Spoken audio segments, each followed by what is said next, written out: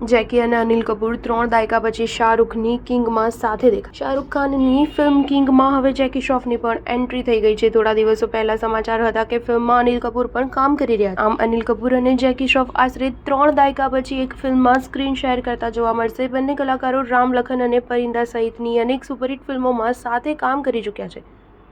આ ફિલ્મમાં શાહરૂખ ખાન અંધારી આલમનો ડોન બન્યો છે અને અનિલ કપૂર તેના મેન્ટરની ભૂમિકા ભજવશે।